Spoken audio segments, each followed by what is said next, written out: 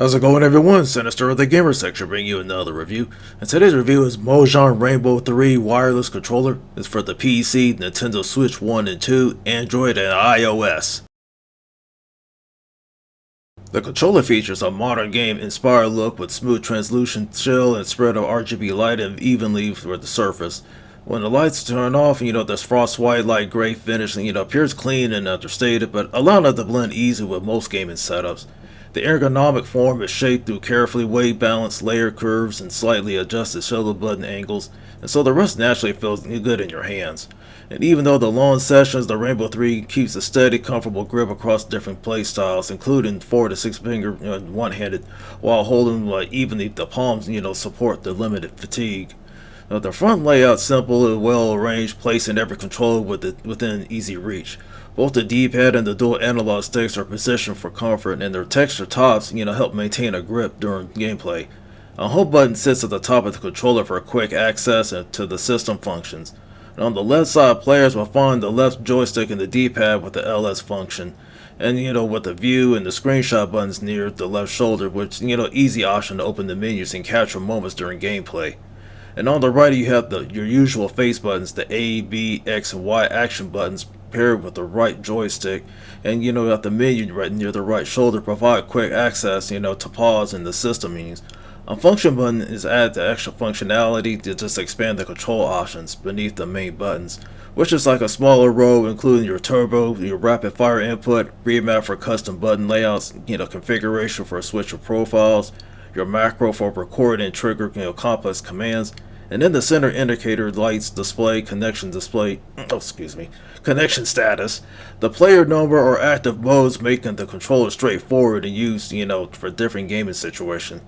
Thanks to its low latency, quick input recognition, the controller performs especially well in fast-paced FPS and action titles, helping players maintain precision while staying comfortable during extended plays.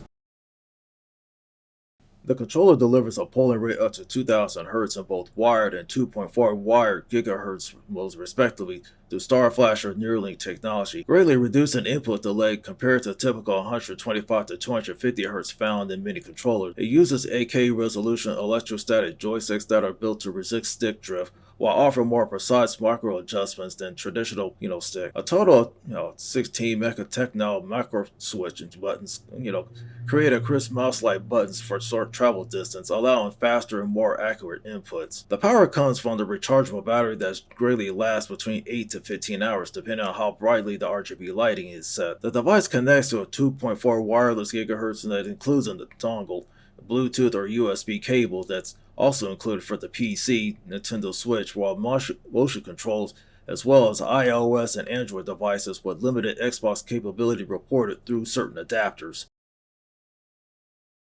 Good as this controller is, there are some issues that's holding it back, and one of them is once you plug it in your PC, it's going to come as an unknown device or a generic 360 controller. So once you go into the device bit, you will see that. But for me, I had to use the Bluetooth functionality, just to pair it up, and it worked just fine after that. So tread carefully when you're going through this. As far as with your playing sessions, that plastic, it feels alright at first, but after a while, it's gonna feel slippery. You start to lose your grip after a while. And as for the battery life, feels with that RGB lining, it's gonna consume most of your power. So basically, have that cable ready just to connect to the PC or your Switch, just to have a little bit your battery to extend a little bit longer. And another is there's no compatibility with other Xbox or PlayStation systems, so don't even bother trying to use it for those systems because it's not compatible with them. It's only for the PC, the Switch, your phone, both your phones, iOS and Androids only. So you have to use other controllers for that. Also, if you have a handheld with those charging docks, you have to plug the thing in the back, so that's the only issue that's holding it back. But other than that, it functions well while you're playing your games. For that, I give the Mojhon Rainbow 3 wireless controller a 3 out of 5. Thank you for tuning in to the best place of independent gaming journalism, and that is the Gamer section. Be sure to hit like button on the video, and please subscribe to the channel.